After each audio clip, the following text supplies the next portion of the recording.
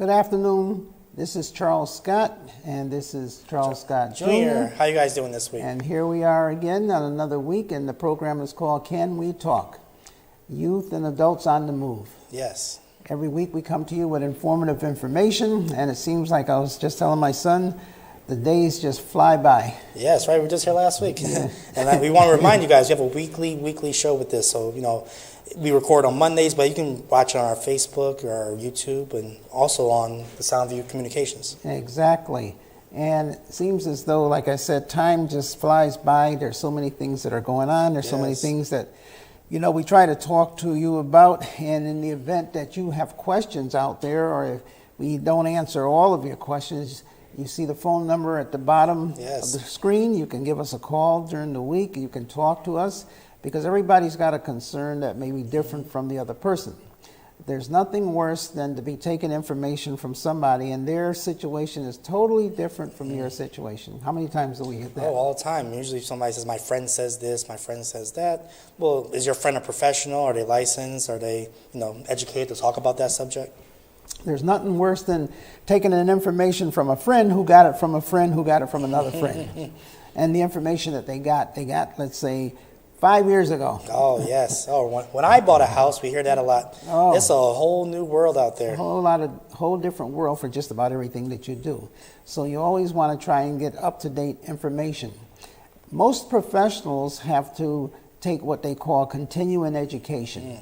Even we have to go to school, and every year we have to certify that we, in turn, kept up with all of the latest information, all of the new laws, and we have to take courses that we have to pay for, and then we have to get a certificate.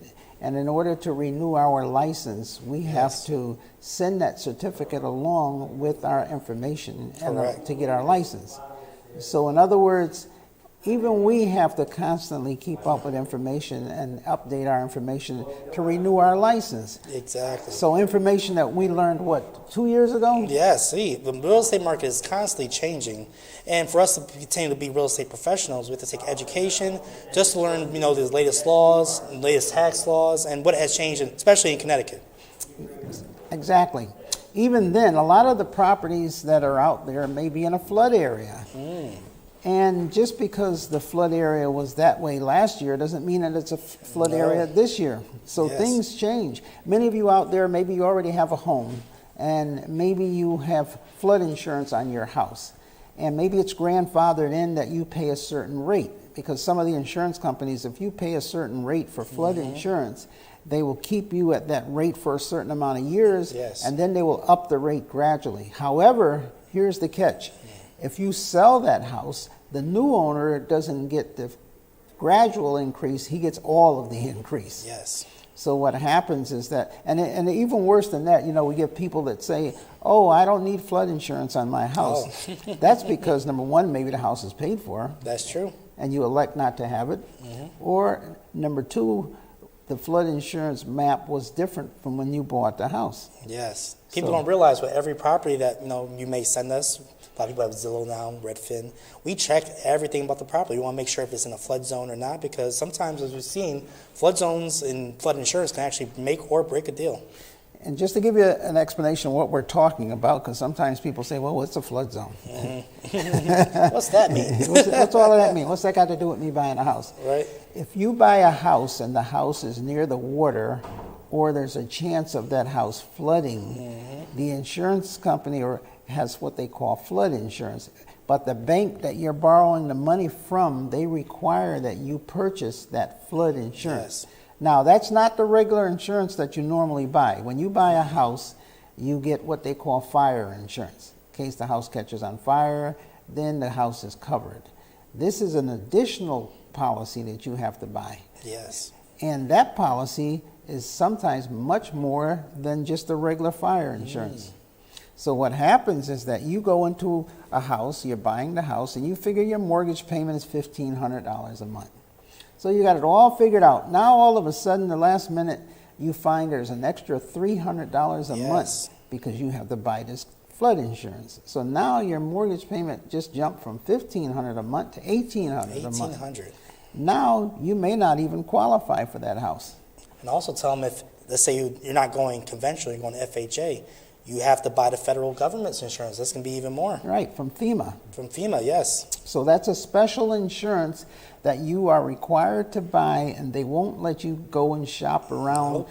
to an alternative insurance. You can shop around to different insurance companies, but they all charge the same rate because the insurance comes from the same place. Yes. So just want to make you aware of that, because that can make or break a deal, and you should be totally aware as to how that flood insurance works. Yes, definitely. So that's a good tip for you for today. And as we said, from week to week, we come here and we talk to you. There's a lot of different changes that are occurring. We right now are on the interest rate hikes that are occurring. People probably say weekly, didn't they talk about that last week? Well, the thing is, it's changing from week to week. The interest rates are not going down, they're going up. They're going up. With them going up, people are going to be qualifying for less money. Exactly. What we're doing right now, because we don't have a choice, is that we are contacting all of our present Yes. customers, and we are having them contact their mortgage company to get requalified all over again. Because what they qualified for maybe 2 months ago and what they qualify going forward is a completely different story. Exactly. And if they wait to go out there and buy a house and they say, oh, here's my pre-qualification letter, I qualify for $300,000, and now they put an offer in and get accepted, now they go to the mortgage company and the mortgage company says, oh, you don't qualify for $300,000 anymore, you only qualify for $260,000. 260, they'll say. What happened? Explain to them what happened. Exactly. So with the interest rates going up, the money the bank gets from what we call the Federal Reserve, the money they get from them, they have to pay interest on that. So they say, hey, we're going to be owing more money to the Federal Reserve. We got to pass the cost along to our consumers, our people who are buying our products, mortgage products, financial products in general. Right. So that means that a house that you may have, the pre-qualification may have been, $300,000. Next month it may be $250,000. And the house you want is still going up in price. That's it. That's the key right there. The house is still going up in price. Some of the things that we've been reading, and not only reading, see, what we do is we not only read a lot about what's going on in the marketplace, but we have the facts to back it up. Yes. Because every day we get the statistics. Every day when I get into the office, the first thing I do is I look and I see, how many new listings do we have? How many houses were there sold? So as long as I can see where the new listings are not as equal to the properties that are being sold, it's telling me that the inventory is dwindling. Yes. Down, down, down, down. For example, if I see where all of a sudden there's 3 new sales, however, there's no, let's say, for example, as far as the listings are not coming on, maybe 1. Or let's say, for example, if there's 8 sales but only 2 listings, that's telling me that the next day there's 8 less properties for sale. Yes. Now, if we keep doing that day after day after day after day, and we've been doing that month after month, that means we're selling more properties than properties that are coming on the market for sale. You're going to run out of houses to sell. Yes, and as when that happens, you have basically competition for all the houses that are available.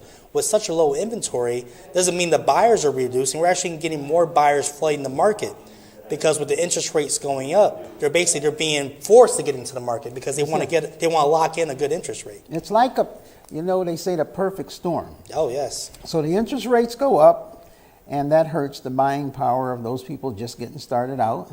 But at the same time, because there's maybe slight less buyers coming out, then the sellers have more control, and it's a seller's market. So then they go up on the price of the house even Yes. more. So what do? Do you sit there and say, well, you know what, I'm going to wait this out? Oh, when we hear that, people say, I'll wait till next year. Then wait next year, the interest rates will be even higher, and they may be priced out even more. I wouldn't do that if I were No. you, because here's what's happening. It's not like the interest rates went way up and then they're going to come way down. First of all, in the last 10 or 12 years, the interest rates were at 0. You can't go no lower than, Can't beat that. lower than that. So this is only normal that the interest rates come up. Yes. They're actually coming up to where they should have been years and years ago. Very So true. they're coming up. Do not expect them to go dropping down.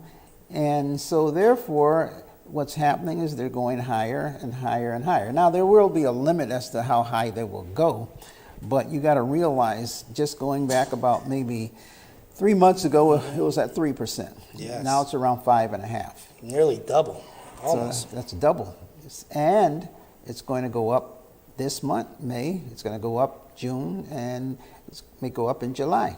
So Yes. if it goes up 0.5 point each one of those times, we're looking at another 1.5. So if you take 5.5 and you add another point, so we're up to 7%. And like we said before, the reason this is happening, the Federal Reserve has to get a control of this inflation that we're experiencing here in the nation.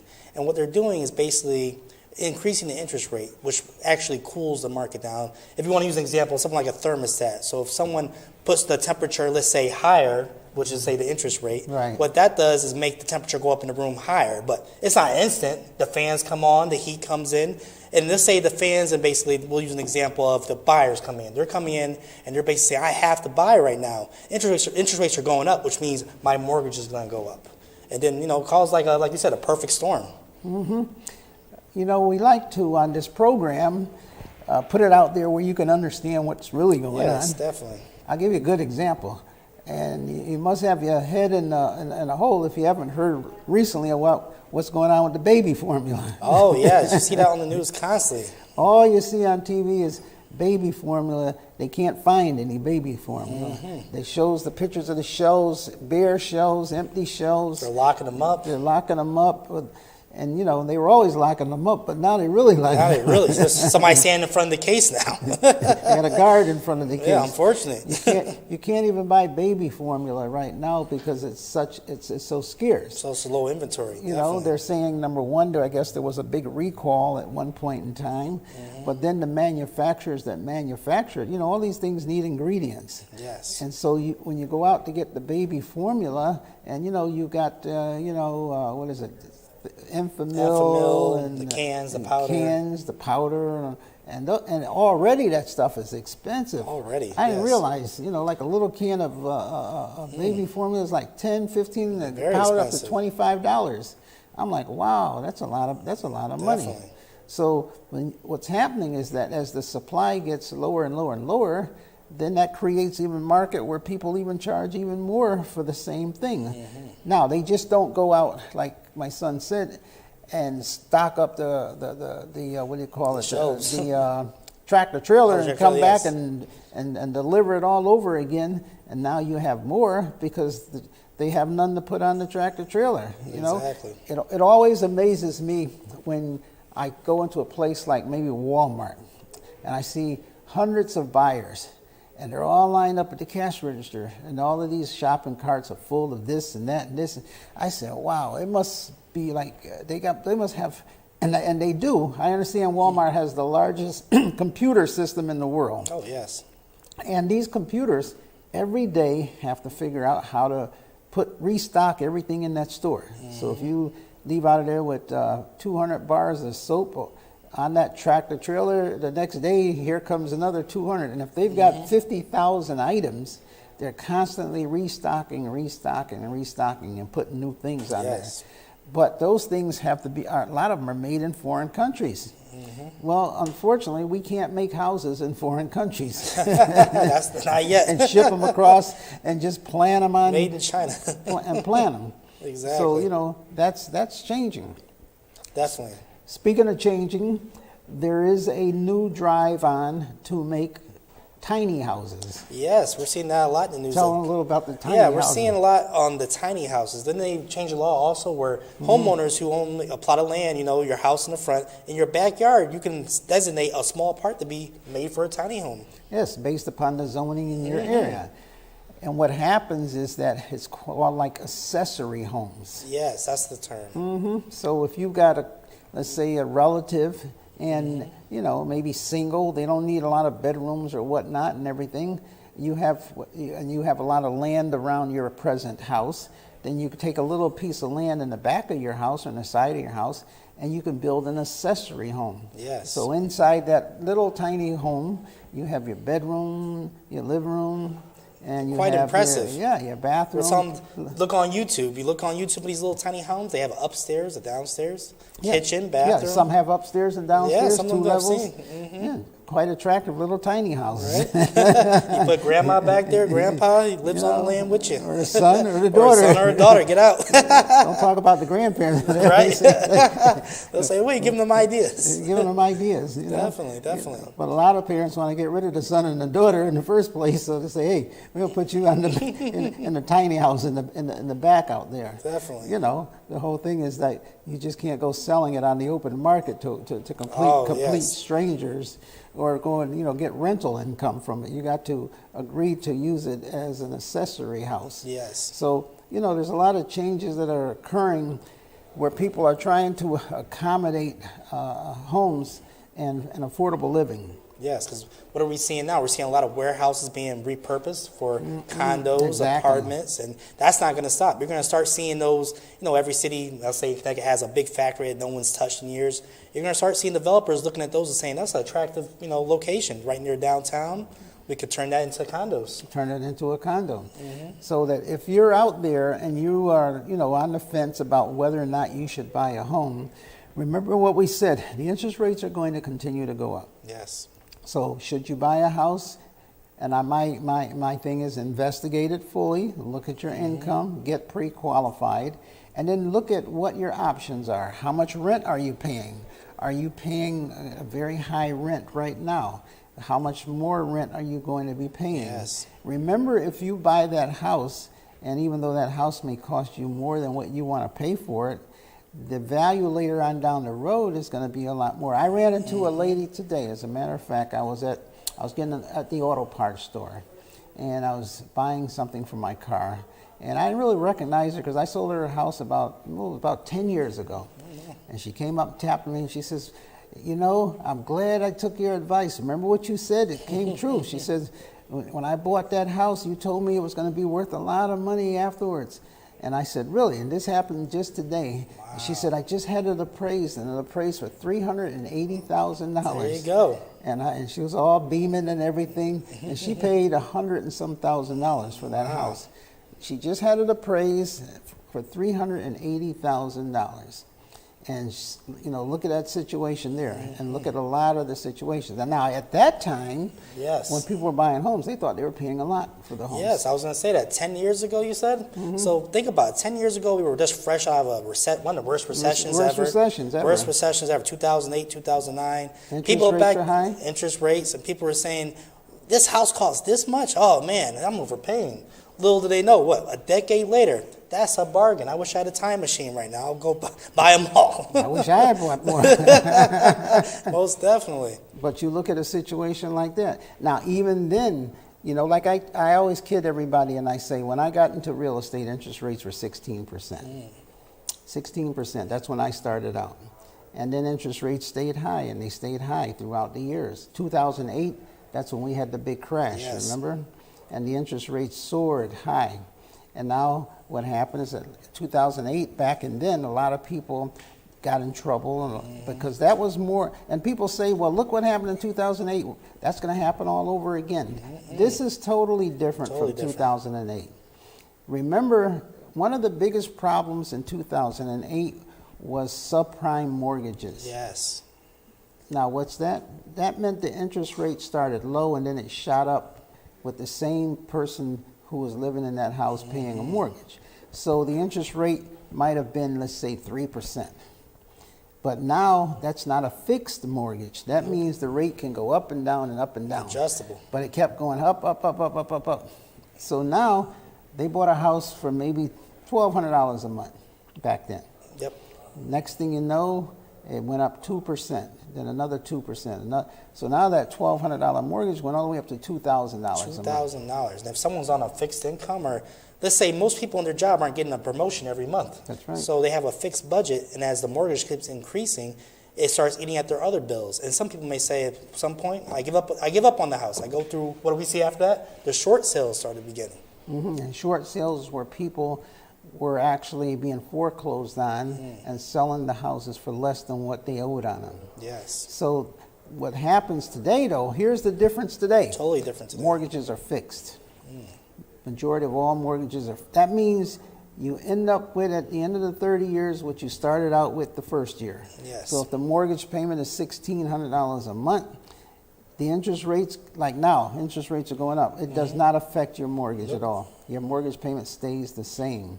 So it's based on your income today. That means 6 months from now, a year from now, if your income stays the same, your mortgage is still staying the same. Your Exactly. mortgage is never going up unless maybe the city went up on the taxes, and that's only at 30, 40, 50 Yeah. bucks. That's not going to kill you. So therefore, the mortgage payment is staying the same. So you don't have to make a lot more money in order to keep up with the mortgage. As long as you're making the same thing, or maybe you get a little raise, your mortgage is all right. Exactly. You're not going to lose your house. So it's a different story today. So, and then again, the prices are higher now. But remember, like what I just said, the banks are qualifying the people based upon how much money they make today. So the bank Yes. knows you can qualify for that house because they're looking at your income. If you don't qualify, they're not going to give you the money to buy the house. Versus years ago, they said, oh, your credit is good, you might not make the money, but you'll get a raise, so therefore we'll sell you the house, and then you can just go up when you get the raise and pay the extra amount. What did they say back then? If you were breathing, you could get a mortgage. That's what That's they were. it. Everybody was buying a house. You know? Everybody was buying a house. It got to the point where you bought one house, you said, hey, let me buy another one for investment. Let me buy this one here. Let me Yes. rent this one out. Let me rent this one out. And then the people didn't pay the rent, so now you're in real trouble. Real trouble. You got 2 or 3, nobody's paying the rent. You can't even afford to pay the mortgage on your own house. So today it's different. Different today, definitely. So venture out there, buy that house, do your homework again, like I said. Always do your homework. Everybody's got a different situation. Any advice that I give one person doesn't mean that the other person is the same advice. Oh, yeah, of course, definitely. And also we tell them, once they get pre-approved, then the next step is to find yourself a professional. Someone that knows the market, someone's actually studying it every day, and, they can guide you. They know exactly what they're telling you. Take a home buying class. There's home buying classes out there. Actually, you and I, we just participated in a home buying class this last week. Yes, At definitely. one of the major banks in the city. So from time to time, I actually participate in teaching people home buying through the home buying classes. There's no fee, there's no cost. We actually meet. People come in, they sit down, and usually we have the banker there to explain to you how to get the mortgage, a realtor like myself, and an attorney to give you free legal advice on what it's like to buy a house. And sometimes they have an inspector there to explain to you, what to do, how to inspect the house, what to look for. So this is all free. This is information that you're getting to help you buy that house, and it's not costing you any money. And you're able to do all of this, ahead of time. Yeah, well, people, I was going to say, what my father was saying, people don't realize a lot of these resources are free. These people want to reach out to you because, that's part of their business, to get customers into the bank. And we're there also to assist and help. And one thing they can do, because some people have a lot of busy schedules, we can give them a number they can call. There's an organization in Bridgeport called Building Neighborhoods Together, BNT, as you might have heard. And their number is, 203-290-4255. And they actually have a lot of resources, and they're about being advocates for the public. Right. As a matter of fact, when you're talking about that, the state of Connecticut just received, I think it's $123 million. Yes. And part of that money is to assist people facing foreclosure or are behind on their mortgage payments. So we want to announce today that money is available out there. They had a big, press conference Yes. just last week. So this money is to assist people who are behind on their mortgage or facing foreclosure. And this is money that the federal government is giving out to help you catch up on your mortgage payments or to keep you from losing your home. Now, Exactly. you can call 203-290-4255. Again, that number is 203-290-4255. And Bridgeport Neighborhood Trust, or Bridgeport, BNT. BNT, that's Yep. their initials. They're located in Bridgeport, Connecticut on State Street. They're one of the HUD certified agencies that is administering that program. And even if you apply on the computer and you apply with documentation, even if you're not able to do that, you can go call them up first, set up an appointment. You can go into their offices and they will assist you in filling out the paperwork Yes. to apply for that money. So you don't want to miss out on that. If you know of someone who's behind on their mortgage, or if you know of someone who's in the process of possibly losing their home, maybe it's COVID related or not, give them a call. And, there are certain qualifications, but if you're behind on your mortgage, and I'd say that a lot of the qualifications are right there. You're not Yes. behind because you want to be. Exactly. And you can call them. Again, that number is 203-290-4255. Or if you're not able to get the number, you don't have paper and pencil, it's Building Neighborhoods Together. They're on State Street in Bridgeport, Connecticut. In other words, call them up. You could say you heard about the program on Can We Talk? Yes. Can We Talk? Mention my name, Charles Scott. I'm very familiar with them. I even teach classes for that organization. I teach first-time home buyer classes to assist people that are looking to purchase a home so that they make the right decision. Actually, you do too. Yes. I was going to say, some people, they hear this, they may be watching us, whether it be at work or something like that. People have busy schedules. Give them a call, because what it is, they do the classes online, also Zoom. That's right. You could be right there sitting in your living room watching a first-time homebuyer class, and that's very valuable for some. That's very and they're very valuable. educational. Very. So again, my name is Charles Scott. I am the broker for Tri-State Realty, and Charles Scott Jr. He's a co-broker. Yeah, definitely co-broker. He's Teamwork here. He's probably one of the youngest brokers in the state of Connecticut. He's not only a real estate agent, he is a broker, which is a Yes. higher level of education and then some of everything else. Definitely. So again, we're with Tri-State Realty. We're the owners of Tri-State Realty. So if you want to give us a call, you see our number at the bottom there. Yes. And we're here to help you. And maybe you want to close it out? Yes, I would say you can connect with us. And we're not just on the phone number. You can type in Tri-State Realty on Google. We'll come up and give us a call or send us an email, and we'll go from there. We're here to help the community, and yeah, definitely. Yeah, definitely Google us. Google us, or Zillow us, or Google it, whatever. We're there, okay? We're everywhere. Until next week, God bless. Shalom. Amen.